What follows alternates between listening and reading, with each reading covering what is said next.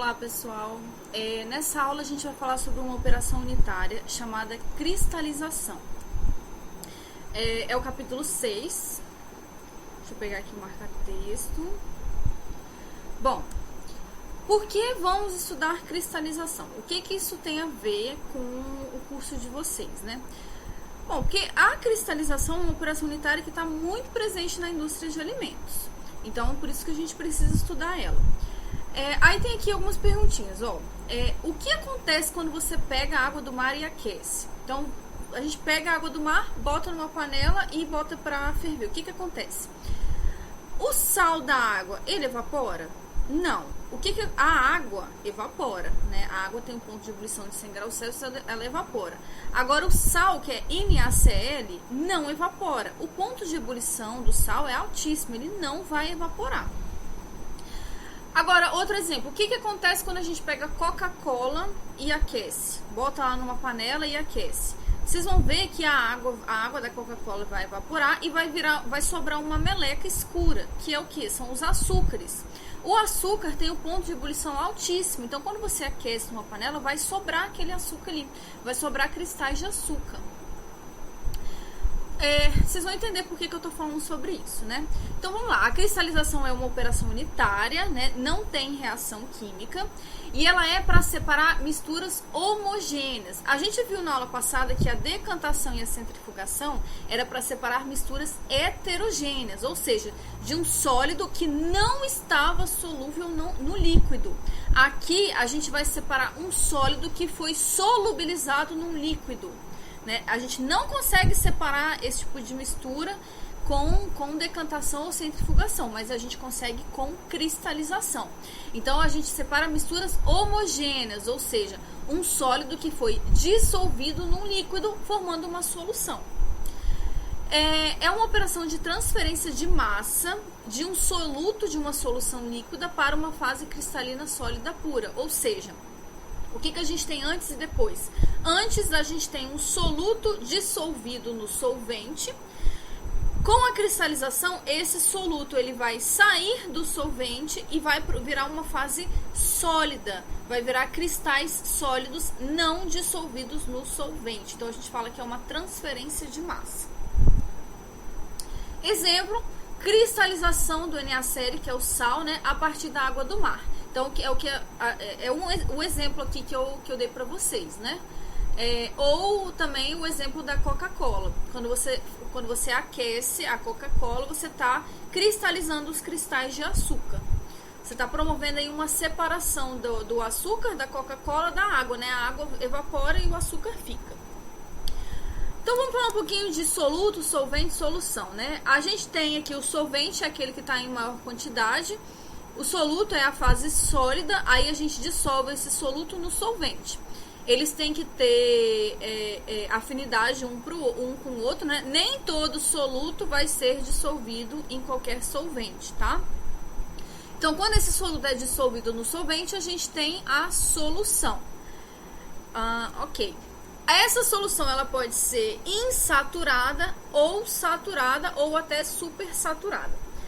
A solução saturada, eu botei aqui um exemplo. Eu tenho 100 ml de água. Esses 100 ml de água vão ser capazes de dissolver uma certa quantidade de soluto. Isso vai depender do soluto, né? Então, por exemplo, aqui, foram dissolvidos 20 ml de soluto, né? Só que essa solução, ela tem a capacidade de dissolver uma quantidade maior do que 20 ml, né? Então, a gente fala que é uma solução insaturada, né? Porque ela é capaz de dissolver mais do que 20 gramas. Aí eu fui e adicionei, em vez de 20 gramas, 31,6 gramas. Né? Essa solução de 100 ml, ela é capaz, vamos supor, né? Ela é capaz de dissolver exatamente 31,6 gramas. Então, nesse caso, ela tá solubilizando aí o máximo que ela pode. Né? Ela está na capacidade limite dela. Então a gente fala que a gente tem uma solução saturada. Ela não pode solubilizar mais do que isso. Ela está no limite. Agora, se eu adiciono mais do que isso, por exemplo, 50 gramas, essa solução ela vai solubilizar 31,6 gramas. O que eu botei a mais, ela não vai conseguir solubilizar. Então, essa quantidade que eu botei a mais vai precipitar no fundo do recipiente, igual vocês estão vendo aqui. Então, a gente continua tendo uma solução saturada, porque a gente tem 31,6 gramas dissolvidos, só que com corpo de fundo. Ou seja, o que eu botei a mais virou um precipitado. E como é que entra a cristalização aí? Bom, vamos supor que a gente tem aqui uma solução, né? É uma solução insaturada ou saturada, não tem precipitado, não tem corpo de fundo. Corpo de fundo e precipitado é a mesma coisa, tá? Nessa solução a gente tem o soluto e o solvente. A gente quer cristalizar o soluto. A gente quer que o soluto vire cristais no fundo do recipiente. O que a gente vai fazer? A gente... não sei se vocês, provavelmente vocês já estudaram solubilidade, né? Não sei se faz muito tempo ou não, mas a solubilidade, ela aumenta quando, geralmente, tá? Ela aumenta quando a gente aumenta a temperatura. A solubilidade de um solvente aumenta quando a gente aumenta a temperatura desse solvente. E reduz quando a gente reduz a temperatura. Então, quando a gente reduz a temperatura, esse solvente, ele vai reduzir a capacidade dele de solubilizar. Então, o que vai acontecer? Vai ocorrer, como a capacidade dele de solubilizar está sendo reduzida, a quantidade de solvente que tiver a mais ali vai ser... Desculpa, a quantidade de soluto que tiver a mais ali vai precipitar na forma de cristais. Então, a cristalização, o que eu faço para... quando a gente precipita esse soluto que está dissolvido, né? A gente faz isso reduzindo a temperatura, porque reduzindo a temperatura, a gente diminui a capacidade de solubilizar, a capacidade do solvente solubilizar esse soluto. Aí esse soluto precipita na forma de cristais. O que são esses cristais? Por isso que a gente chama de cristalização o processo. Cristais é uma estrutura, né? Os átomos eles estão ligados em uma estrutura altamente organizada. Como assim, ó? Por exemplo, cristais de NaCl, que é o sal de cozinha, né? Vocês sabem que o NaCl não é só um átomo de sódio e um átomo de cloro. São vários átomos de sódio e cloro ligados numa rede tridimensional. Então, tá vendo aqui, ó? O cloro é o verdinho e o sódio é o azulzinho. Não é um átomo de cada não, tá? O NaCl indica a proporção, ou seja, para cada um átomo de sódio eu tenho um átomo de cloro. Então eu tenho vários átomos ligados ali um no outro. A proporção é 1 para 1. Esses átomos, ó, o que são cristais? Quando a gente pega ali cristais de NaCl, né, o sal de cozinha, ali a gente tem vários átomos ligados na proporção de 1 para 1, né? E eles estão organizados em um padrão repetitivo e regular em um espaço tridimensional. Igual vocês estão vendo aqui, tá vendo? Eles estão ordenados, né, de forma num padrão correto. Eles não estão distribuídos aleatoriamente. Exemplos de cristais, ó. Então aqui, ó, todos os metais eles formam estruturas cristalinas. Algumas cerâmicas, alguns polímeros são exemplos de estruturas cristalinas. O contrário de substâncias cristalinas são as substâncias amorfas, né? Igual esse exemplo aqui. Ó, aqui um exemplo, aqui no caso ele é uma figura bidimensional, tá? De uma estrutura cristalina e aqui de uma estrutura amorfa. Então, reparem a diferença. Aqui a gente tem um negócio organizado, né? Um padrão. Aqui a gente não tem algo padronizado. Exemplos de estruturas amorfas. Plásticos e vidros são estruturas amorfas. Aqui a gente tem a figura de alguns cristais, sulfato de amônio à esquerda e nitrato de potássio na direita, produzidos industrialmente. Então, lá na indústria, eles produzem essas duas substâncias. Essas substâncias são insumos da indústria química, né? Ou seja, são matérias-primas da indústria química. eles são produzidos através do processo de cristalização. Então, nesse processo, durante o processo de cristalização, o que me interessa? O rendimento dos cristais. Então, quando eu vou fazer esse processo, eu tenho que me preocupar com o rendimento. Eu tenho que obter a maior quantidade possível de cristais, né? Para o meu processo ficar o mais lucrativo possível. A pureza dos cristais, então eu não quero obter cristais impuros. O tamanho dos cristais, às vezes eu quero cristais pequenos, às vezes eu quero cristais grandes. Aí a gente vai ver, né, durante o processo, como que a gente consegue controlar isso. A forma dos cristais, a uniformidade é essencial. Então, por exemplo, a gente utiliza a cristalização para produzir açúcar, né? O consumidor, ele não quer comprar um saco de açúcar que contém ali cristais diferentes. Ele quer um negócio uniforme. Então, a uniformidade é essencial, é uma coisa procurada pelo consumidor. Por vezes, as condições operatórias não permitem obter cristais 100% puros. Então, obter cristais 100% puros é uma coisa assim, quase que impossível. Então, vamos lá, um exercício aqui só para ver se a gente entendeu direitinho. Ó. Cristalização é a conversão de uma substância ou várias substâncias do estado líquido para o estado sólido amorfo. Não. É a conversão para a frase está toda correta, mas é para o estado sólido cristalino. Um sólido é dito cristalino se os átomos e moléculas que o constituem estão organizados em uma estrutura tridimensional regular. Ok, essa daqui está correta. Essa é a definição de substância cristalina. Se não há uma estrutura tridimensional regular que se repete ao longo de todo o sólido, o material é dito amorfo. Tá certo também. A maneira pela qual o processo de cristalização é conduzido não afeta as características, tamanho e forma do material particulado formado. Essa tá errado, né?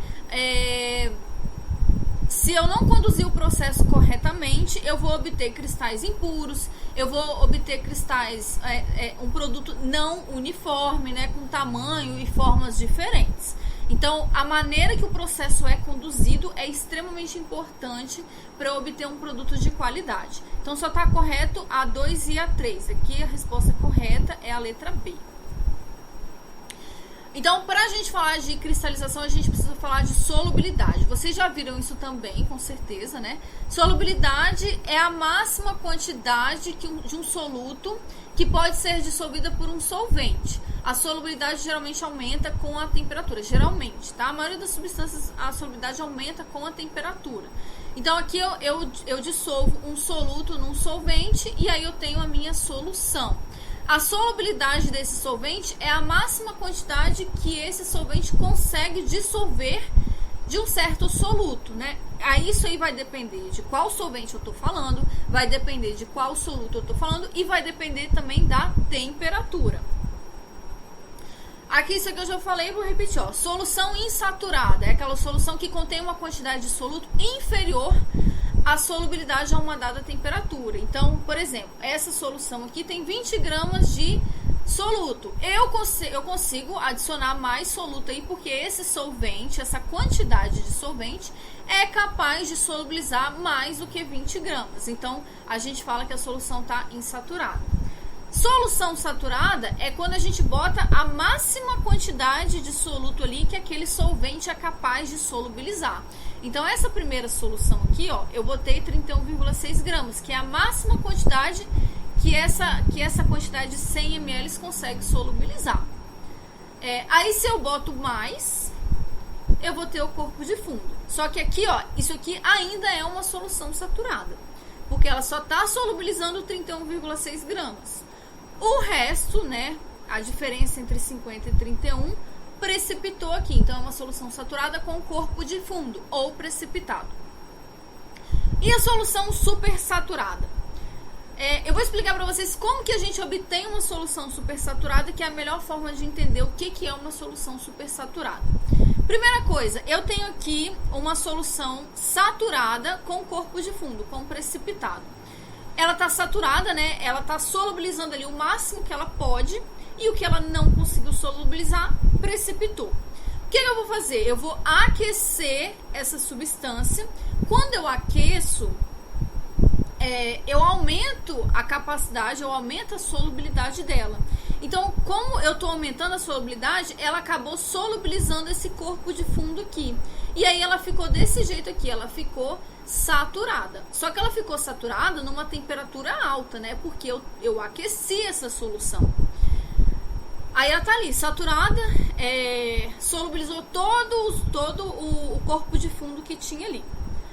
Aí depois o que eu faço? Eu promovo um resfriamento lento e deixo a solução em repouso. Quando eu faço esse resfriamento, a solubilidade dessa solução vai diminuir. Então ela não vai ser mais capaz de solubilizar todo aquele soluto que está ali dentro.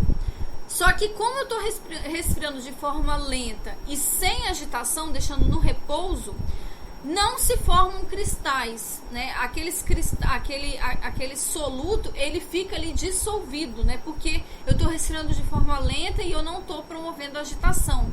E aí a gente fala que essa solução está super saturada, né? Cadê aqui? Ela está solubilizando uma quantidade superior a que ela é capaz naquela determinada temperatura. Esse é o conceito de solução supersaturada. É uma solução instável, extremamente instável. Qualquer agitação que eu fizer ali, qualquer perturbação, aquela quantidade além que ela está solubilizando vai precipitar. Aí, ó, aqui a gente tem um exemplo. Aqui a gente tem uma solução supersaturada, né? Você obteve essa solução supersaturada exatamente do jeito que eu expliquei, né? Fazendo o aquecimento para solubilizar o corpo de fundo e depois fazendo o resfriamento lento no repouso. Aí depois, ó, aí o que a pessoa vem aqui? Ela vem e perturba o sistema, tá vendo aqui uma haste aqui? Vem e promove uma agitação. Então, todo aquele material que estava ali solubilizado, né, além da capacidade dessa solução, precipita.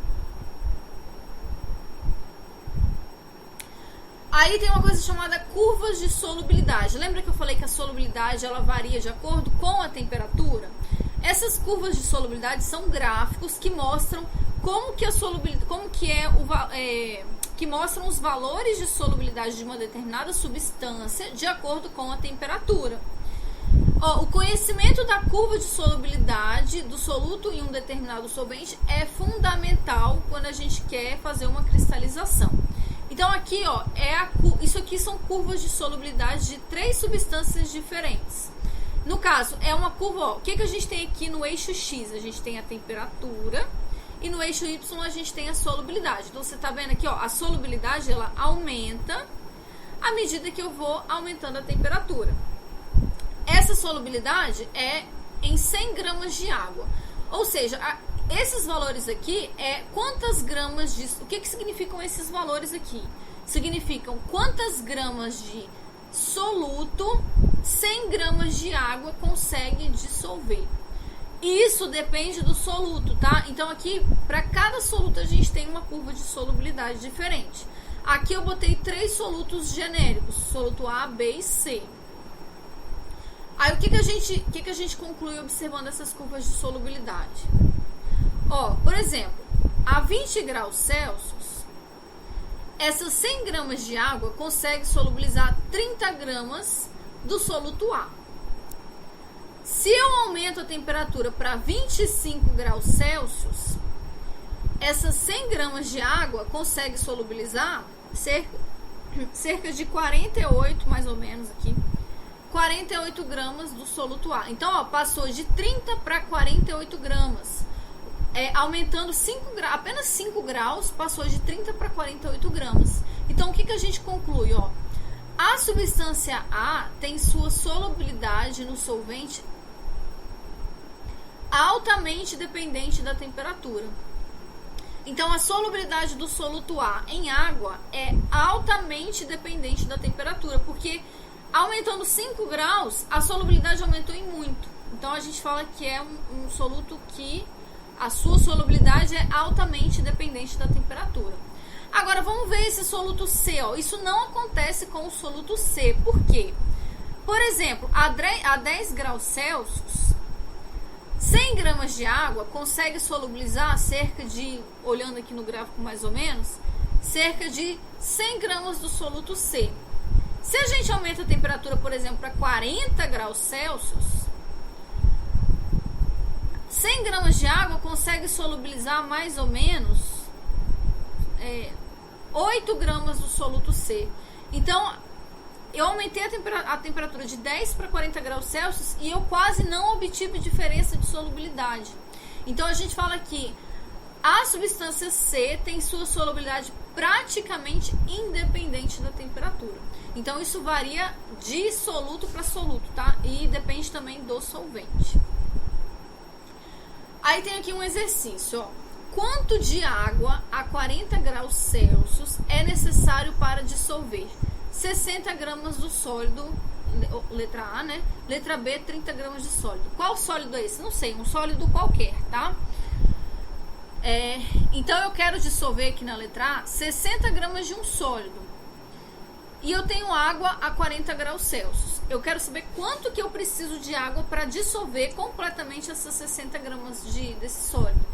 O que eu preciso? Eu preciso da curva de solubilidade desse sólido em água. Então, olha só, curva de solubilidade está aqui, ó. Temperatura e concentração. No caso aqui, a concentração é a solubilidade, tá, gente?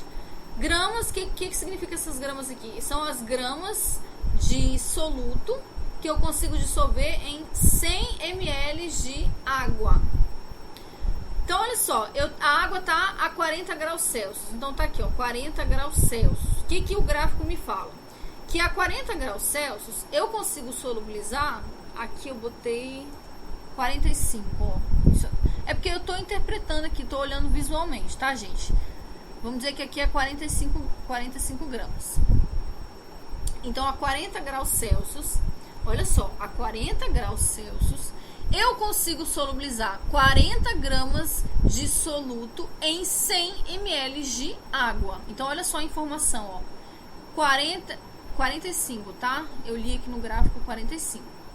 Então, eu consigo solubilizar, nessa temperatura de 40 graus Celsius, eu consigo solubilizar 45 gramas de soluto em 100 ml de água.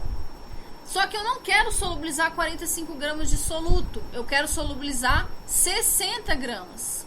Então, se eu preciso de 100 ml para 45 gramas, para 60 gramas eu preciso de X ml. Fazendo essa conta simples, X é igual a 133 ml.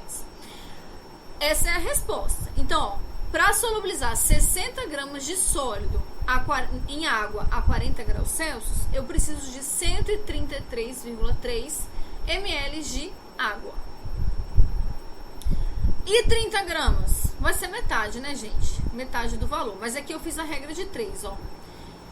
Eu consigo, em 100 ml de água a 40 graus Celsius, eu consigo solubilizar 45 gramas. Para solubilizar 30 gramas, eu preciso de quantos ml de água? Fazendo a conta, 66,6 ml.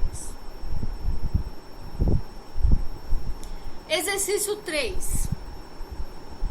Calcule a massa de precipitado que se forma misturando-se 50 gramas de sulfato de cobre penta-hidratado em 100 ml de água a 20 graus Celsius. Então, esse gráfico aqui é o gráfico do sulfato de cobre penta-hidratado em água, né? É a curva de solubilidade desse sólido em água. Então tá aqui, ó, temperatura no eixo X, concentração ou solubilidade, no caso, no eixo Y. Então a gente tem aqui, ó, gramas, são as gramas de soluto em 100 ml de água, que é o meu solvente. Então, ó, o que a pessoa fez? Ela pegou 100 ml de água a 20 graus Celsius e adicionou 50 gramas do soluto. E ele quer saber quanto que formou de corpo de fundo, quanto que formou de precipitado. Será que formou precipitado? Não sei, vamos ver. Então, olha só. A água está a 20 graus Celsius. Então, a 20 graus Celsius, o que o gráfico me fala? Me fala que eu consigo... Aqui, ó. Aqui a leitura do gráfico deu o valor 32, tá? A 20 graus Celsius, eu consigo dissolver 32 gramas de soluto em 100 ml de água. Então, olha a informação aqui, ó. A 20 graus Celsius cabem tá entre aspas, tá? Porque é um termo coloquial aqui. Cabem, no caso, consegue se dissolver, né? 32 gramas de sulfato de cobre, né? Em 100 ml de água. Se eu consigo dissolver esses 32 gramas, só que eu adicionei quanto? Eu adicionei 50 gramas. Então, quanto que vai precipitar? A diferença, né, gente? 50 menos 32. 50. Então, vai precipitar 18 gramas desse soluto. Agora, ele fala aqui, outra situação, letra B. Ele adicionou esses 50 gramas em 30 ml de água a 20 graus Celsius. A 20 graus Celsius, eu consigo dissolver 32 gramas em 100 ml de água. Então, olha aqui, ó. A 20 graus Celsius cabem 32 gramas de solvente em 100 ml de água. Só que aqui, nesse caso, eu não tenho 100 ml de água, eu tenho 30 ml de água. No exercício anterior, né, a pessoa tinha 100 ml. Aqui não, aqui eu tenho 30. Então, eu tenho que fazer uma regra de 3. Se em 100 gramas cabem 32... Desculpa. Se 100 ml de água conseguem dissolver 32 gramas, 30 ml conseguem dissolver X gramas. Isso tudo a 20 graus Celsius, tá? X é igual a 9,6 gramas. Então, isso aqui é o quanto que 30 ml de água consegue dissolver a 20 graus Celsius. Né? Consegue dissolver isso aqui. Só que, o que eu adicionei? Eu adicionei 50 gramas de soluto. Então, quanto que vai precipitar? A diferença. 50 menos 9,6. 40,4 gramas. Agora, a letra C. A pessoa adicionou esses 50 gramas de sólido em 180 ml de água a 40 graus Celsius. Então, vamos aqui nos 40 graus Celsius, ó. 40 graus Celsius, quanto que eu consigo solubilizar? Aqui, ó, eu consigo solubilizar 48 gramas em 100 ml de água. Então, tá aqui, ó. A 40 graus Celsius cabem 48 gramas em 100 ml de água. Só que eu não tenho 100 ml de água, eu tenho 180. Então, vamos fazer uma regra de 3, ó. Se eu consigo solubilizar 48 gramas em 100 ml, quantas gramas eu consigo solubilizar em 180 ml? 80,6 gramas. Então, essa daqui é a capacidade, né, da situação que eu tenho ali. Só que quanto que eu adicionei? Eu adicionei, ó, 50 gramas. Então, vai precipitar alguma coisa? Não, porque eu estou adicionando menos do que a capacidade que o sistema tem de solubilizar. Então, ó, irá precipitar 0 gramas, porque eu adicionei menos, ó, 50 gramas é menor do que 86,4. Então, será uma solução insaturada. Na letra A e na letra B, eu vou ter soluções saturadas com corpo de fundo. Na letra C, eu vou ter uma solução insaturada.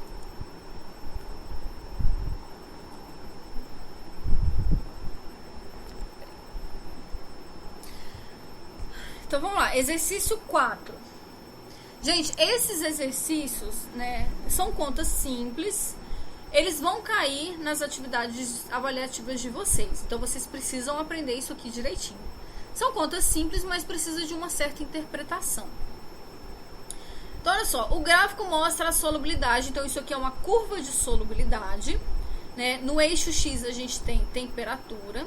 E no eixo Y, a gente tem a solubilidade, que é o S de solubilidade. O que significa isso aqui, ó?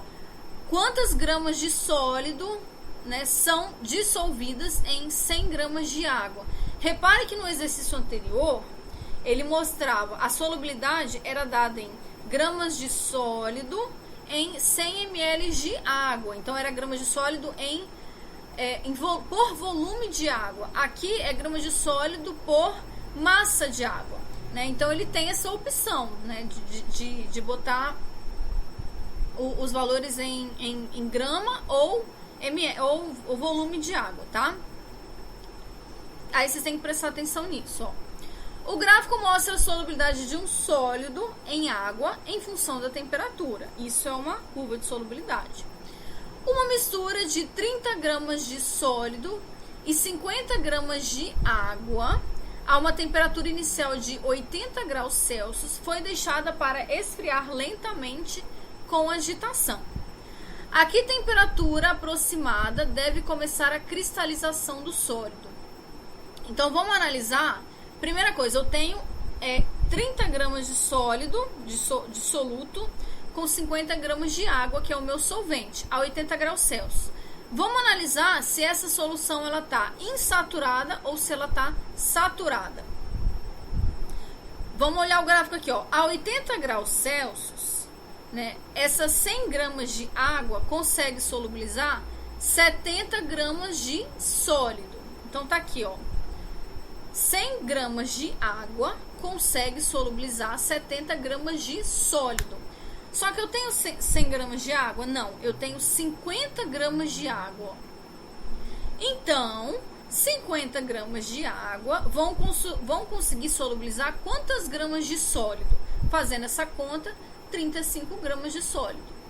Só que olha quanto que eu adicionei de sólido. Eu adicionei 30 gramas. Então, eu adicionei uma quantidade menor do que essa solução, essa água consegue solubilizar. Então, a minha solução, ó, é insaturada. Ó. 35 gramas é o que cabe em 50 gramas de água a 80 graus Celsius. Só que eu adicionei, ó, apenas 30 gramas. Então, trata-se de uma solução insaturada. Aí ele pergunta, ó, ele foi deixado esfriar, né? Então, estava 80 graus e aí foi esfriando. Ele quer saber em que temperatura começa a cristalização. Né? Essa solução ela está insaturada. À medida que eu for diminuindo a temperatura, né, a solubilidade dela vai diminuindo. Então, vai chegar um ponto que ela vai ficar saturada. E a partir desse ponto, se eu continuar diminuindo a temperatura, vai começar a ver, eu vou continuar diminuindo a capacidade de solubilidade e vai chegar um ponto que vai começar a precipitação.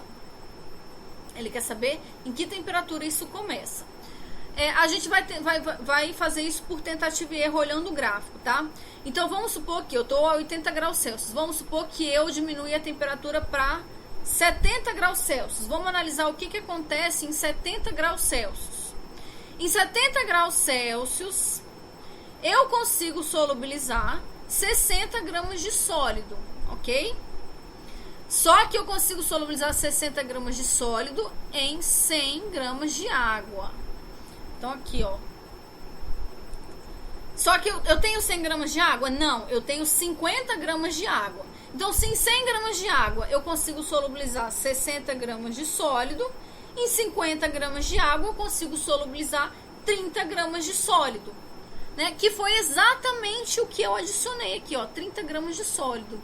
Então, a 70 graus Celsius, quando eu chego a 70 graus Celsius, a minha solução, ela está solubilizando o máximo que ela consegue. Então, ou seja, ela é uma solução saturada. Se eu diminuir 1 grau dessa temperatura, começa a haver precipitação. Então, olha aqui o que está dizendo aqui. Está dizendo aqui a mesma coisa que eu falei. A 70 graus Celsius, cabem 30 gramas de sólido em 50 gramas de água. Nessa temperatura, a solução passa de insaturada para saturada. Abaixando mais a temperatura, a solução começa a precipitar. Então, a resposta é, em qual temperatura começa a precipitação? De 70 graus para baixo.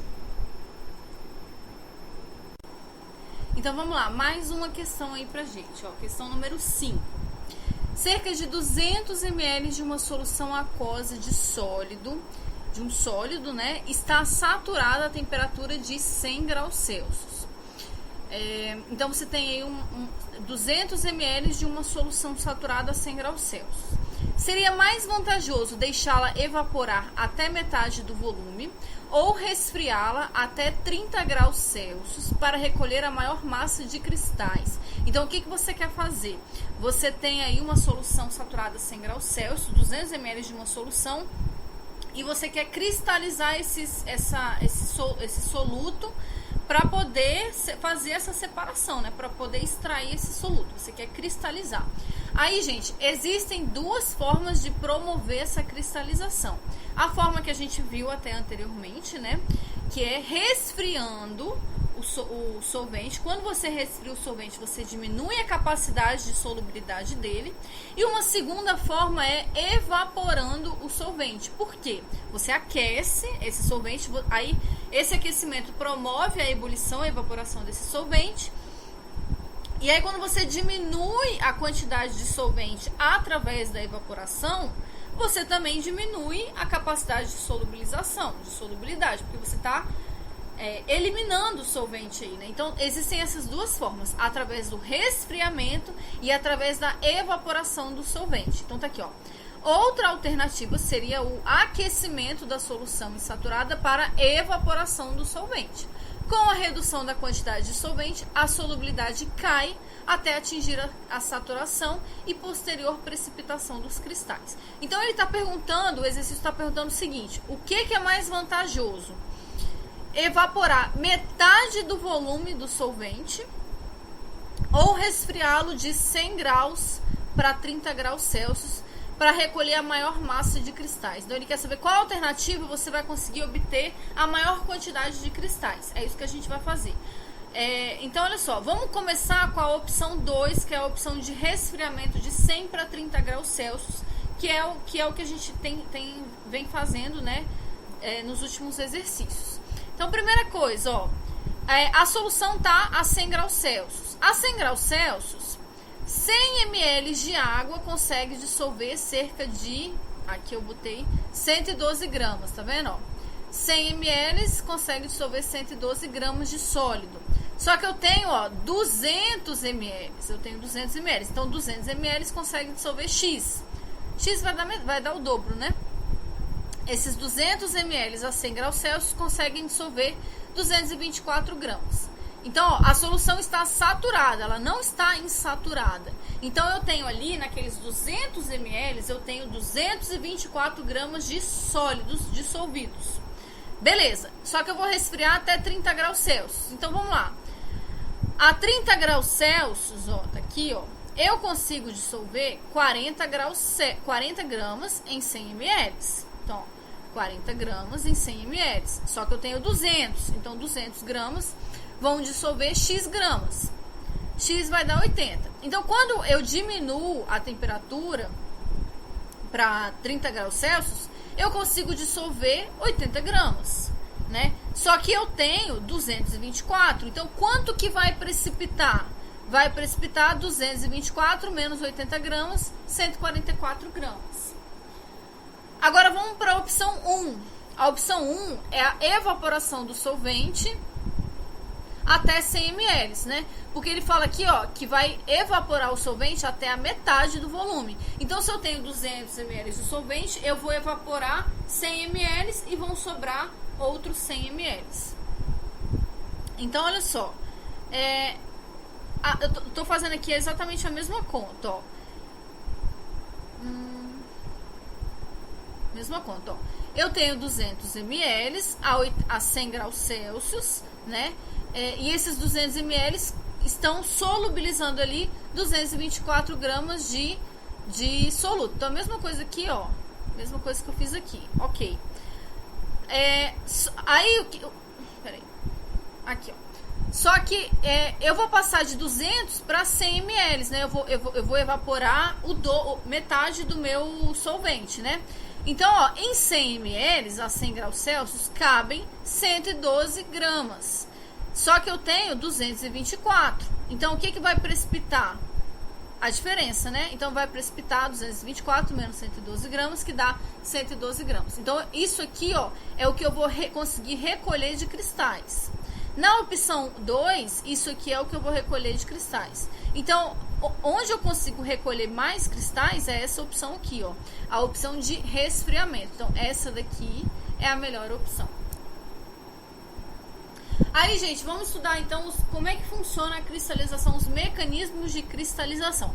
A gente precisa entender os mecanismos para poder controlar o formato desses cristais, a quantidade de cristais, o tamanho de cristais e por aí vai. A cristalização, ela se dá por dois processos diferentes. Um é a nucleação e o outro é o crescimento dos cristais. E aí formam-se os cristais, né? O que é essa nucleação? É a formação dos cristais, né? A formação do zero.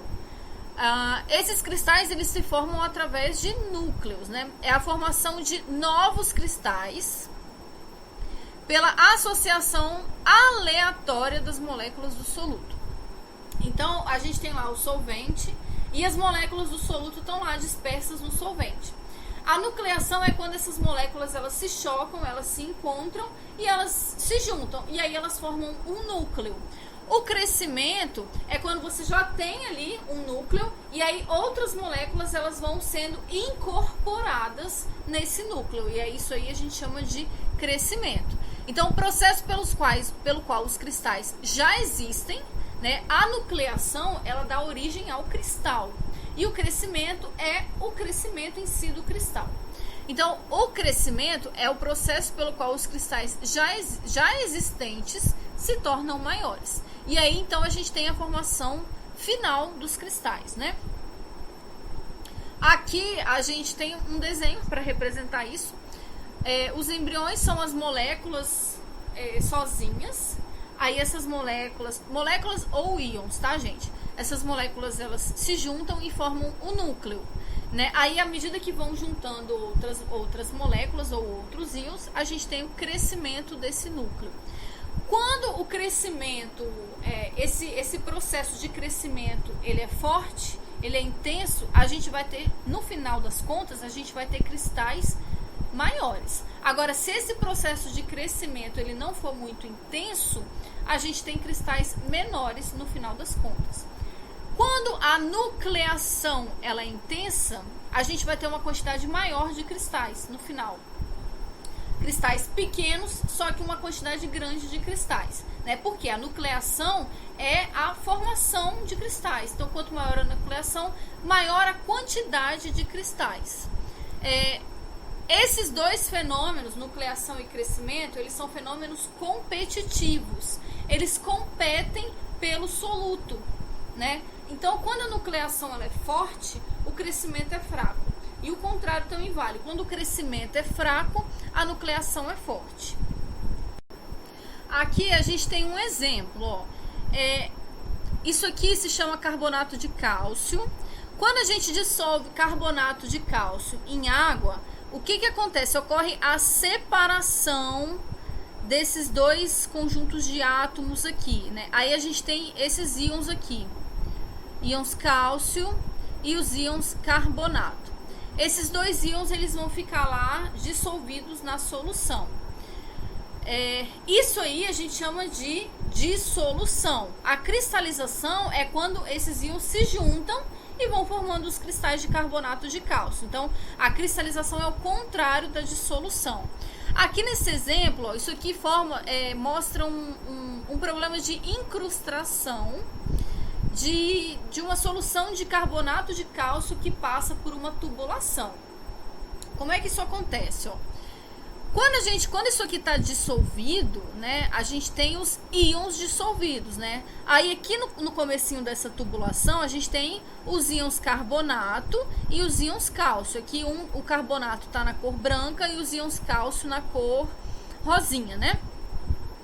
Aí, à medida que essa solução vai passando pela tubulação, possivelmente ocorre ali uma redução da temperatura e essa redução da temperatura promove a cristalização dessa substância. Então, primeiro a gente tem a nucleação, que é quando esses íons se juntam.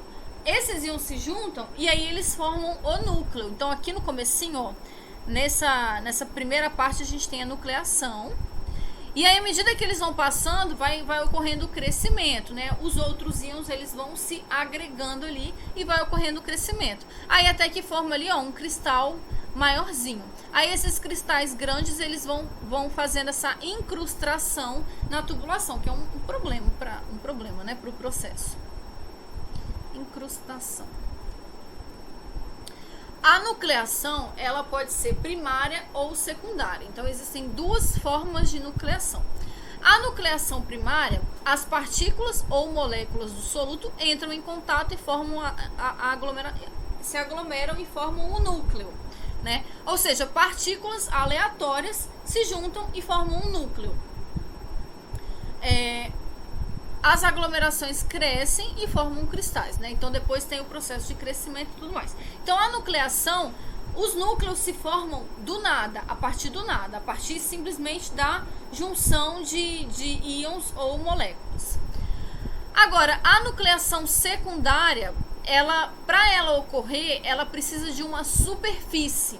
Então ela ocorre somente quando cristais do soluto já estão presentes. Então, o cristal de um soluto, ele é uma superfície de apoio para uma nucleação. Outra coisa também, ó, aqui, ó, ocorre por interferência de interfaces físicas, como as paredes do recipiente ou impurezas que estejam ali. Uma impureza que esteja presente ali, ela vai funcionar como uma superfície para que esses íons se encontrem e promovam a formação de um núcleo.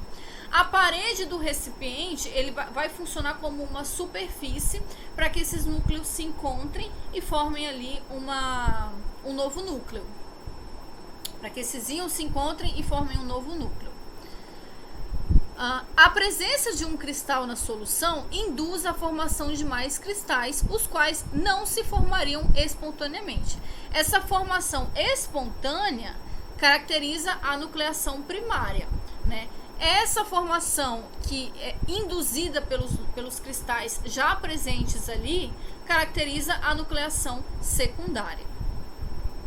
Então, o que se faz? Pode-se introduzir propositalmente cristais no sistema para favorecer a nucleação secundária. Essa nucleação secundária, ela ocorre mais facilmente nos processos industriais do que a nucleação primária, ok? Então, o que se costuma fazer é você já inserir ali alguns cristais daquele soluto para favorecer essa nucleação secundária. Lembrando, a nucleação secundária, ela precisa ali de uma superfície que vai servir de apoio para que ela aconteça. Problemas na nucleação. Grau de sobressaturação demasiado elevado. Grau de sobressaturação é quando a gente atinge a supersaturação, né? E a partir daquela supersaturação a gente tem ali a perturbação do sistema para formar então o precipitado. Então a sobressaturação seria isso, o quanto aquele solvente está solubilizando a mais, né?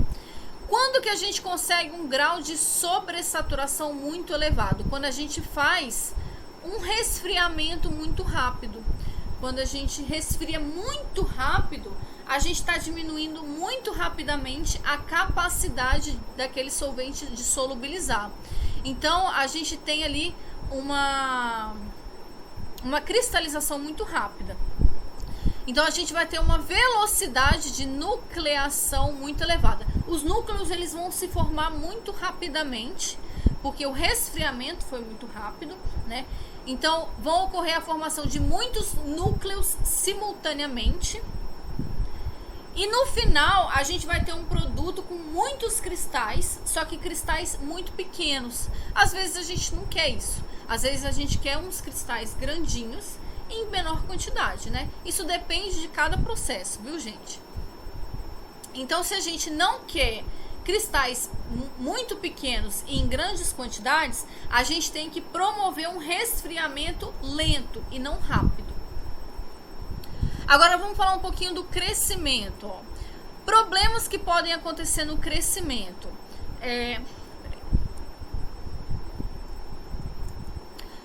forte agitação causa atrito entre as partículas e as paredes do equipamento, quebrando e impedindo o crescimento dos cristais.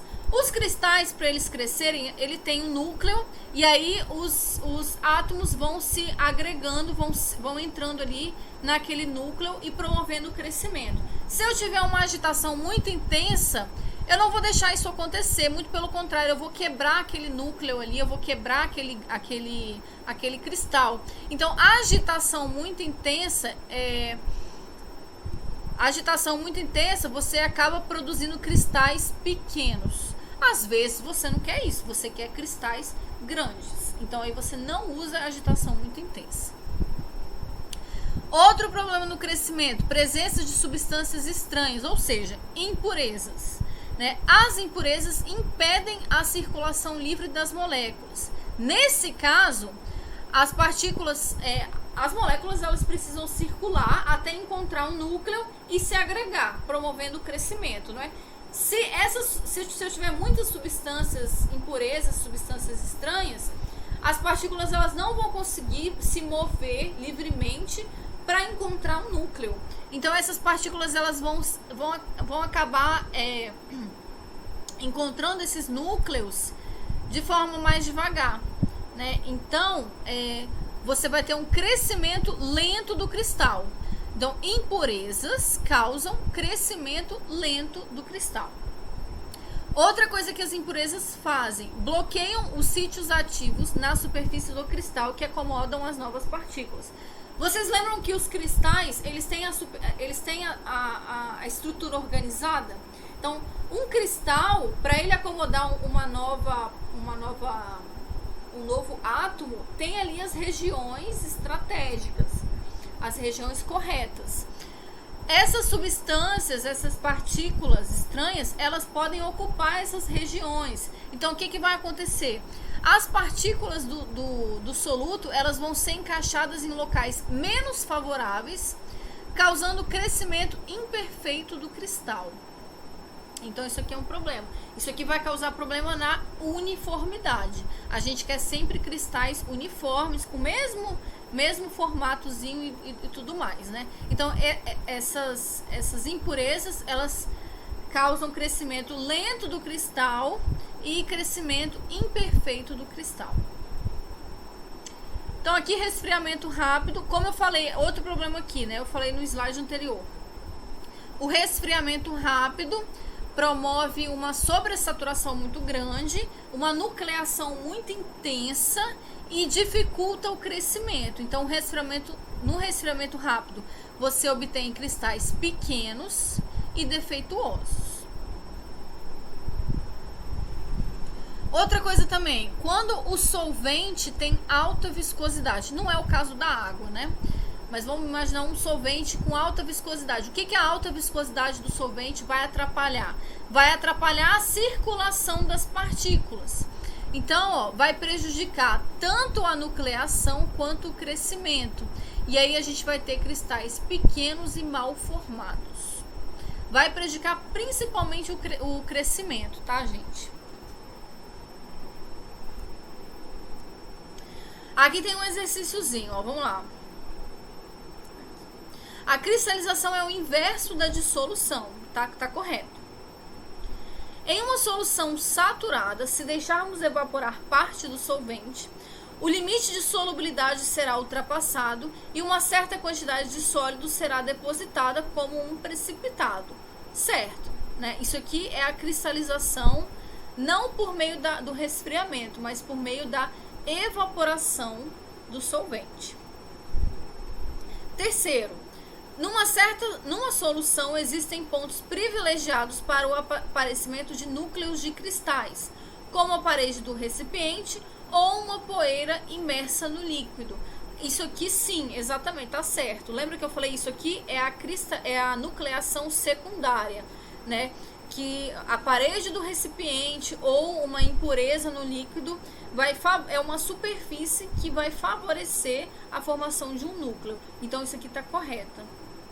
Então, a letra B, né? 1, 2 e 3. Influência das impurezas. Então, como que as impurezas vão influenciar As impurezas influenciam a taxa de nucleação, né, que é a quantidade de núcleos, influenciam a morfologia, que é o formato dos cristais, e influenciam a pureza dos cristais. As impurezas aumentam a taxa de nucleação secundária. Lembra que eu falei que as impurezas servem como uma superfície de apoio? Então aí, a gente vai ter uma nucleação mais intensa e vai comprometer o crescimento. Então a gente vai ter um maior número de cristais, só que cristais pequenos. Vai influenciar a aparência dos cristais. As impurezas, elas podem bloquear os sítios ativos de crescimento, e aí as partículas, elas vão sendo incorporadas, os átomos, eles vão sendo incorporados em locais errados, digamos assim. Então aí a gente vai ter um cristal com um formato diferente, talvez um formato indesejado, né? E pureza, né, aqui é o que eu acabei de falar. Impureza vai causar, a gente pode ter aprisionamento de impurezas nos cristais. Então isso vai afetar a pureza do meu produto.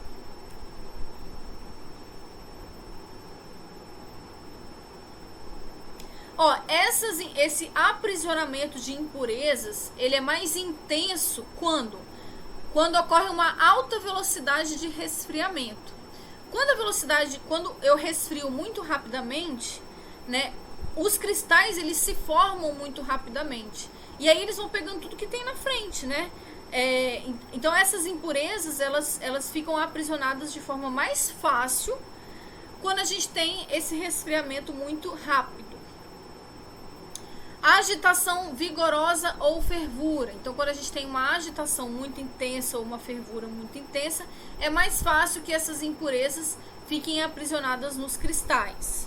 Ou quando a gente adiciona aditivos, né? Esses aditivos, muitas vezes, eles são adicionados ali por alguma questão, né, para modificar alguma propriedade do material ou tudo mais. E quando a gente adiciona esses aditivos, né, ou muitas vezes esses aditivos, eles são partículas para favorecer a nucleação secundária.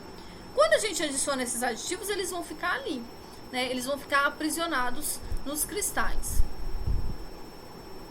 Aqui, gente, eu trouxe como curiosidade para vocês a cristalização do mel. O que acontece ali, né? É um processo de cristalização. Vamos lá. Todos os méis são líquidos quando produzidos pelas abelhas, mas quando armazenadas em temperatura abaixo da temperatura média da colmeia, tendem a cristalizar naturalmente. Fenômeno esse que não altera sua natureza. Então, a temperatura da colmeia é 37 graus. Quando a gente tira o mel da colmeia e leva para casa, a gente está armazenando ele numa temperatura mais fria, né? Então, essa cristalização, uma hora ou outra, ela vai ocorrer. Ela pode ocorrer mais lentamente ou pode ocorrer mais rapidamente. Isso depende do mel, depende da temperatura de armazenamento e tudo mais. Mas ela é um fenômeno natural, não quer dizer que o mel é de má qualidade, nada disso, tá? E esse fenômeno não altera a composição do mel, não altera o valor nutricional do mel, não altera nada.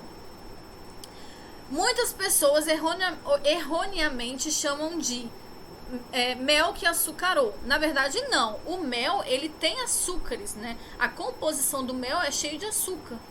Então, simplesmente o que aconteceu foi que esse açúcar estava dissolvido, ele cristalizou.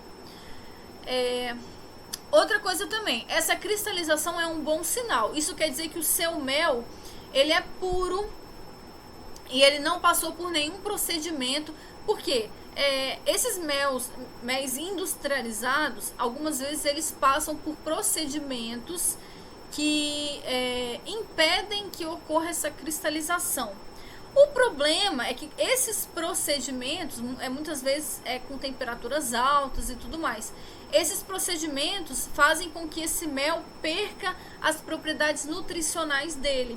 Então isso é ruim, tá? O mel que a gente compra em feira ou que não passou por nenhum processamento, né? Ou seja, o mel in natura, ele não passou por esses processamentos, então essa cristalização ela vai ocorrer uma hora ou outra. Agora, por que o mel cristaliza? Por que isso acontece? Ó, o mel ele é composto principalmente de açúcares, sendo frutose e glicose os principais açúcares que compõem o mel. Então tá aqui, ó, a fórmula da glicose e a fórmula da frutose. O mel também tem cerca de 16 a 18% de água. A glicose e a frutose, elas estão ligadas a essa água por ligações intermoleculares. À medida que o tempo passa, essa glicose e essa frutose, elas vão se desligando da água, né? Essas ligações intermoleculares, elas vão se quebrando. Aí essa glicose e a frutose, elas ficam ali soltas, só que elas são pouco solúveis, né, nessa solução. E como elas são pouco solúveis, com o tempo elas vão cristalizando. À medida que elas vão se desprendendo da água, elas vão se cristalizando. Então, essa cristalização ela também depende muito da temperatura. Quanto menor a temperatura de armazenamento, mais intensa será essa cristalização. Agora, vocês já repararam que existem méis com tonalidades diferentes? Alguns mais escuros, outros mais claros. Ó, todo mel irá cristalizar com o tempo, porque todos têm glicose e todos têm frutose. Aí, olha só, quando o mel é mais claro, ele possui mais frutose do que glicose. E as moléculas de frutose, elas são mais solúveis. Então, o mel demora mais tempo para cristalizar. Então, ó, a quantidade de frutose e glicose é que causa essa variação da cor. Quando ele tem mais frutose, né, que ele é mais clarinho, ele vai demorar mais tempo para cristalizar porque a frutose é mais solúvel. Agora, quando o mel é mais escuro, ele tem mais glicose. E aí ele vai cristalizar mais rápido porque a glicose é menos solúvel. Essa cor do mel, ela também está relacionada com a quantidade de minerais do mel, tá? Então, a cor não é somente por causa da quantidade de glicose e frutose, não. Existem outros fatores aí também, ok? Aí, gente, se a gente quiser que o mel, esses cristais, eles sejam redissolvidos, eles sejam dissolvidos novamente, é só a gente aquecer o mel, né? Aí pode aquecer em banho-maria ou simplesmente deixar no sol. O importante é não usar temperaturas altas, porque se você usa temperaturas altas, você acaba perdendo as propriedades nutricionais desse alimento. Bom, agora a gente vai estudar os tipos de cristalizadores. Existem três tipos de equipamentos diferentes. O primeiro deles é a precipitação por resfriamento. Então, é a precipitação que acontece quando a gente resfria o solvente. Como é que é? É a forma mais comum nos casos em que a solubilidade varia muito com a temperatura. Então, nesse caso, é viável a gente usar esse tipo de equipamento, né? Porque a solubilidade, ela varia com a temperatura. Varia bem com a temperatura, igual naquele gráfico que a gente viu. Então, se a gente resfriar, a gente vai reduzir bastante a solubilidade. Ele pode ser contínuo ou embatelado. Então, a gente vai ver como é que ele funciona nos dois casos. Nos casos embatelada, a gente tem um tanque com serpentinas de resfriamento. Serpentinas de resfriamento são tubulações que que passa um líquido frio por dentro, né? Então, essas tubulações vão entrar em contato com o solvente, com a solução, e vão resfriar, né, por contato. Vão trocar calor. A agitação mantém a temperatura do sistema mais uniforme. Então, é importante que todo o sistema esteja basicamente na mesma temperatura, que a gente não tenha pontos mais frios ou mais quentes dentro do sistema. Porque se isso acontecer, a cristalização ela não vai ser uniforme e a gente não vai ter um material uniforme, que é o que a gente não deseja. A solubilidade é mínima na superfície das serpentinas, produto muito irregular. Então, isso aqui, ó, é o que eu acabei de falar. Nas serpentinas, que são as tubulações resfriadas, a gente vai ter a menor temperatura. Então ali vai ser, mesmo com a agitação não consegue deixar toda a temperatura uniforme. Na superfície da serpentina, a gente vai ter a menor temperatura, então ali a solubilidade vai ser menor e, portanto, a cristalização vai ser mais intensa naquela área. E aí a gente não vai ter um produto igual, né, exatamente igual em todos os pontos. Produto muito irregular. Baixo custo de instalação e são simples de serem manipulados. Então, é o equipamento mais simples que a gente tem aqui, tá? Por isso ele é de baixo custo. Para processamentos de pequeno porte, por terem baixa capacidade. Então, como é um equipamento em batelada, ele tem baixa capacidade, porque ele tem todas aquelas paradas, né? Ele não funciona continuamente. Muito utilizado para a produção de açúcar. Então, ele é muito encontrado nas indústrias sucroalcooleiras. Aqui, esse aqui é o equipamento embatelado. Aqui, ó, entrada de água de arrefecimento, ou seja, é a água gelada, né? Ela vai entrar por essas tubulações aqui, tá vendo? Ó? Tubulações aqui também. E vai sair por aqui. Aqui a gente tem um agitador aqui também, tá vendo? Agitador aqui também. E é isso aí. Agora, o contínuo é uma calha semicilíndrica com agitador helicoidal. Então, tá aqui, ó, é um cilindro, né, semicilindro, um cilindro pela metade. E o agitador, aqui, ó, isso aqui vai girando. A solução entra aqui e ela sai aqui. Então, ela entra e sai continuamente. A solução é introduzida continuamente numa das extremidades e flui lentamente para outra extremidade enquanto vai sendo resfriada. Então, à medida que ela vai passando aqui, ela vai sendo resfriada. A função do agitador, além de agitar e manter a solução com a temperatura uniforme, né, é raspar os cristais das paredes frias, né? Os cristais, eles se formam principalmente nas regiões mais frias. Então, o agitador tem a função de raspar esses cristais.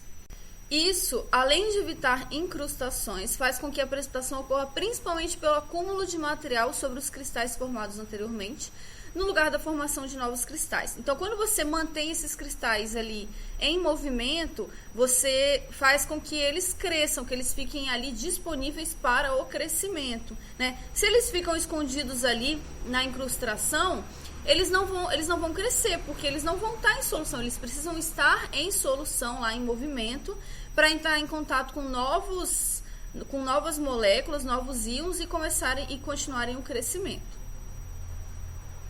Aí a gente tem um outro tipo de cristalizador, que é o cristalizador, né, a precipitação mediante evaporação do solvente. Então, o anterior era mediante resfriamento do solvente. Esse aqui é mediante evaporação do solvente. A gente viu, né, nos slides anteriores que a gente tem esses dois tipos de cristalização. O cristalizador mais comum nesse caso é o cristalizador Oslo, que a gente vai ver como é que ele funciona aqui. Ele não tem agitação mecânica, né? A agitação é feita pelo leito fluidizado. Como assim?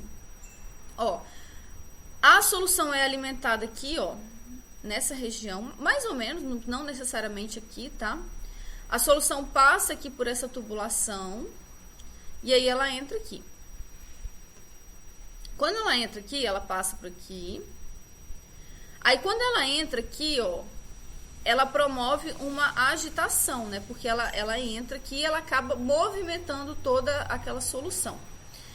Aí, ok, à medida que ela tá aqui dentro, né, os cristais, eles vão se formando aqui no meio, né? E eles vão decantando aqui pro fundo do recipiente. E aí, os cristais grandes vão sair aqui, né? A gente chama isso de lama, porque visualmente parece uma lama. É uns cristais grandes com um líquido, né? Eles não estão secos, eles estão úmidos, né? Aí parece uma lama. E aí daí eles vão para a centrifugação.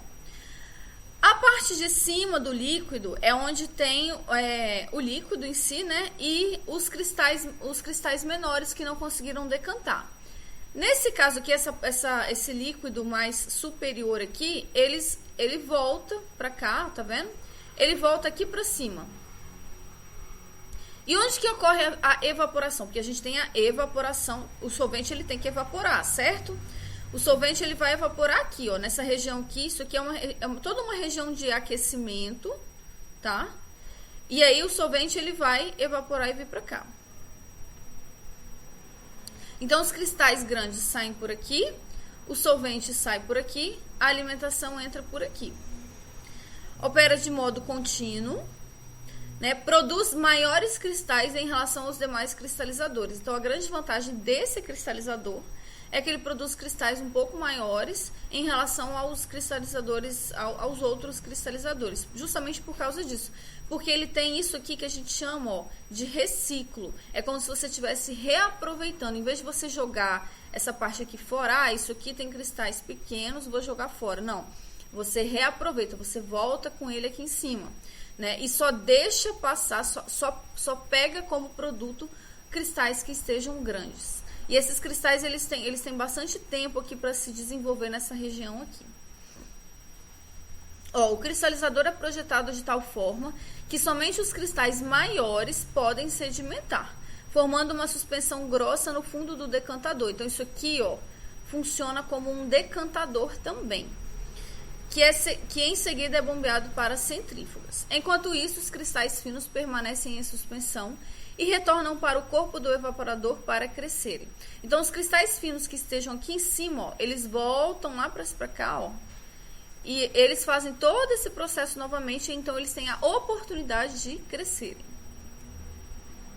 E o último é a precipitação pela evaporação a vácuo e pelo resfriamento. Nesse caso aqui, a gente tem tanto a evaporação do solvente quanto o resfriamento. A gente tem as duas coisas acontecendo.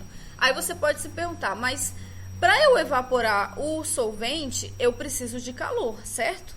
Então, como que eu vou resfriar a solução se eu preciso de calor? Se eu preciso injetar calor para poder evaporar o solvente?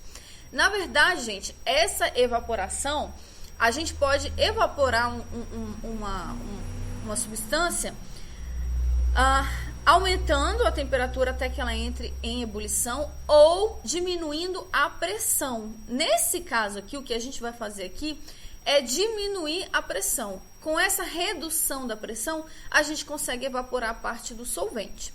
Então, olha só o que acontece, ó. Uma solução saturada quente é atomizada em um cristalizador a vácuo. Quando eu falo que o cristalizador é a vácuo, não quer dizer que ele tenha pressão zero, né? Que é um vácuo mesmo. Na verdade, ele tem a pressão menor do que a pressão atmosférica. Então, a gente fala que ele é um cristalizador a vácuo. Tá vendo aqui essa região aqui no meio? Essa região de dentro do cristalizador, ela tem uma baixa pressão, uma pressão menor do que a pressão atmosférica. O produto é alimentado aqui, ó, tá vendo? Aí ele passa por um aquecimento. Esse aquecimento serve para ajudar na evaporação na evaporação do solvente, quando a solução chega aqui, tá vendo? Ela chega aqui, ela entra aqui quente e ela sofre uma baixa pressão. Então, nesse momento, é meio que instantâneo a evaporação de uma parte do solvente, né? Então, parte do solvente vai sair por aqui. Aí, essa solução, quando ela tá aqui dentro, ó, ela sofre um resfriamento por troca de calor, né? Por serpentinas. Aí, nessa região aqui, esse solvente que evaporou e esse resfriamento que a solução sofre aqui dentro vai causar a formação de cristais que vão ser recolhidos aqui, ó. E depois aí entra uma nova alimentação. E aqui tem uma bomba, né, que faz a solução fazer esse percurso aqui.